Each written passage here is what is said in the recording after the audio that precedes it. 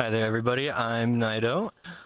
I make VRChat worlds or commissions. You can find me on Discord, Patreon, and Twitter.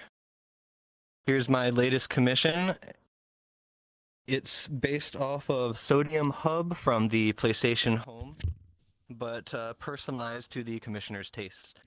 Despite all of the complexity in this world that you see, it runs at an average of 90 frames per second, no matter where you are in the world. All right, let's get into the panel. What you'll learn here today, you'll learn how to use occlusion culling, how to do texture atlasing, mesh culling, how to optimize your lighting if you're using that, as well as bake the lighting, and how to use something called VisLeafs, which is a source engine mapping term from Half-Life. These are about the ideal performance statistics you want to be aiming for, or at least what I aim for. The batches you're going to want to aim for at least less than 1,000. Ideally, you're going to want to go lower, but the previous world I just mentioned has around 600. That's only when you're rendering the whole scene from way zoomed out. For about the triangles in the whole scene, you're going to want to aim for about less than 500,000. I forgot to put the K here. There, now there's a nice big fat K. And for shadowcasters, you're going to want to have at least less than 200. But honestly, ideally, with baked lighting, you're going to want to have 0. If you want to know these performance statistics, that's what this window right here, or there, is. You can find it by hitting that little stats button, and you'll find that in the game window of your Unity editor. That's where it'll list the batches here, tries there, and your shadowcasters right there.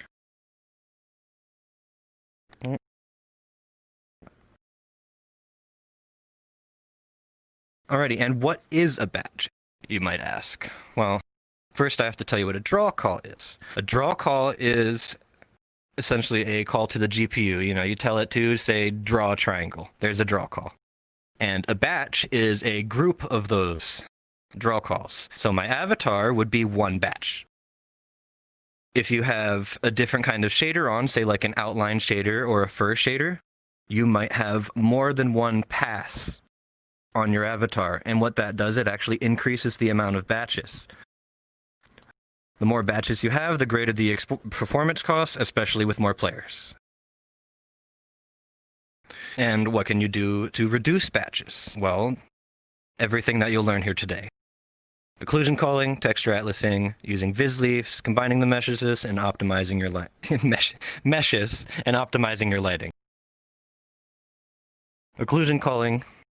Culling means not to render something, and occlusion is when something blocks something else. In the case of occlusion culling, it's your vision.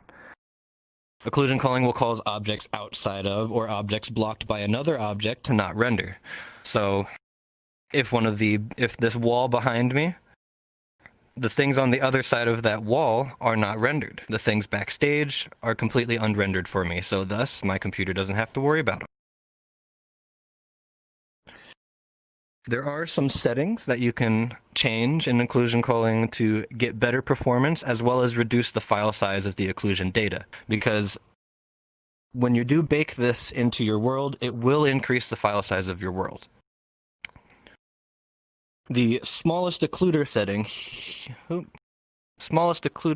well, my pen decided to stop working. Oh, there it goes. The smallest occluder setting there. You know, fucking screw the pen. The smallest occluder setting is the minimum size for an object to occlude. So if you have a large object, that'll block your vision, and things won't render behind it, while a smaller object won't write to the occlusion data, so it'll still render objects behind it, even if you put it right up in your face. The reason why you don't want to have just everything in your world be an occluder is because of that file size. You don't want to make your occlusion data be something like 500 megabytes. The smallest hole setting is the minimum size of a hole on a mesh. Essentially, if you have a little hole in a mesh and you look through it, if that setting is wrong, it'll act as if there's one big mesh in front of you without a hole and not render anything past it. The backface threshold will discard data in bad camera positions, and what that means is essentially when the occlusion culling is checking for camera positions, if there's one behind a mesh looking through that see-through side of a mesh where you see through it, it'll discard that data and save you on your file size. But it makes the occlusion culling take longer to bake, so that's the trade-off. And texture atlasing. Texture atlasing sounds scary, but honestly, it's really easy. It's just taking multiple textures and combining them down into one, and this reduces the overall material count in a world, which reduces batches. You can essentially take every single material in a world and condense it into one single material, and you will have an amazing optimized world. The trade-offs is texture resolution, because when you have that many things packed into one single texture, it has to shrink some of your textures down. If you need any help atlasing, there's some Blender plugins that can help you out, as well as an asset called Super Combiner that may or may not work. It's been hit or miss when I've used it. I would suggest Blender. And mesh combining. Now, mesh combining is the practice of taking multiple meshes of the same material and combining them into one mesh. This drastically reduces the batches in the scene, because now all of those GPU calls are now in one batch. But sometimes you might want to avoid combining your entire scene into one single mesh, because it could lower the occlusion culling performance, as well as you could end up drawing too many triangles. Say you combine your entire world and now you're drawing 3 million meshes all at once. So some programs that can help you combine meshes, again, Blender, it's really easy there. You just join the meshes in. And there's another Unity asset store asset that I use personally. It's called Mesh Combine Studio. None of my worlds would be possible without it, honestly. It does everything I need automatically. It even combines meshes on a cell-based grid to avoid that problem of combining your entire scene into one single mesh. And visleafs. So what a visleaf is a collection of visible surfaces within an area. They're defined by what could be potentially visible when standing in the center of a given room. They're best used in interior spaces rather than exterior. And it's more of a kind of workflow rather than something that's just built into Unity itself. To use them, you essentially combine your meshes in such a way that they'll call out in groups when you use Unity's occlusion culling. Say you have a room with 2 doors that lead to other rooms and a window that looks outside. When you're in this room, the only things you should be rendering are what's in that room as well as outside, and not the adjacent rooms with the doors closed. If you combined the entire mesh of the whole scene, you're rendering that everything at once. While if you use the visleaf workflow, you would separate each of those rooms into separate meshes to ensure that each adjacent room is not rendered when you're inside of another one. Now, dynamic lighting. Mostly, I would suggest avoiding this, but in a lot of cases, this can make avatars in your world look great. But it really, really has a performance cost.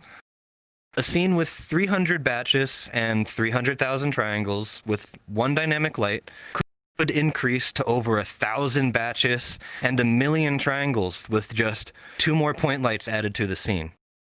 The reason this happens is because VRChat uses what's called forward rendering. And what forward rendering does is, for every single new light that's added to a scene, there's another pass on every single object that light affects. That increases the batches drastically. In fact, it can increase it exponentially. But there are a couple things you can do to optimize dynamic lightings if you still need to use it. You can just use only one light, just the directional light is what I would suggest. Reduce the shadow resolution. I usually use low resolution soft shadows if I'm using dynamic lighting, as the soft shadows hides the aliasing of the low resolution while still looking nice. But if you really need to use multiple lights, like point lights and such, Unity does have a built-in system to only render a specific number of them at a time. But please space them out, as if you have them clustered in one area, it'll cause flickering because of that mentioned system where Unity can only render a couple of them at a time. And baked lighting. Baked lighting is the process of pre-calculating the lighting information in the scene. This has the potential to drastically improve performance, but it does have its own fallbacks, such as no dynamic shadows for characters and avatars.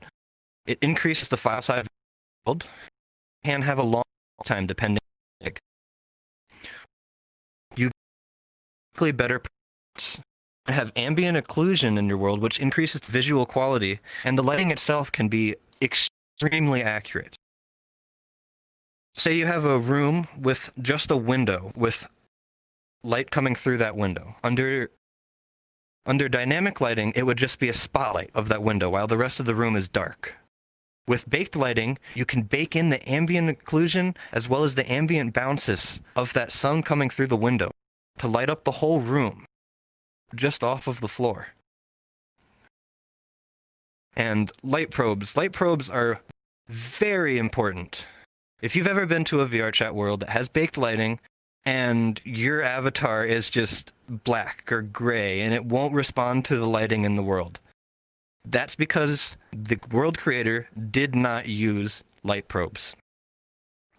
These probes allow dynamic objects to be lit in a scene that has baked lighting. Without these light probes, avatars will not follow the world's lighting. There's an asset on GitHub called Light Probe Volume, which can place light probes in your world automatically, and it even follows the floor collider. There's no excuse not to have these with an asset that helps you do it that quick. What essentially these light probes do is, it's a bunch of little game objects spread about your scene that calculate the lighting on them as almost kind of like a low-resolution cube map. And then when your character walks nearby these, it'll take 3 of them, blend them together, and use them on your character as the lighting. And reflection probes. Reflection probes are similar to the light probes, but these probes instead control how Unity displays smooth materials. Without a reflection probe, smooth materials will seem flat. If you want people's avatars to display properly, especially protogens and other hard surface materials, use at least one reflection probe stretched across the whole scene. Ideally, you'll want to have multiple reflection probes in your scene so that people's reflections respond more appropriately to the area they're in. But if you want to save on file size, just use one. And don't make these any higher than 512 resolution. It really doesn't make a difference when you set these to 1024 and 2K and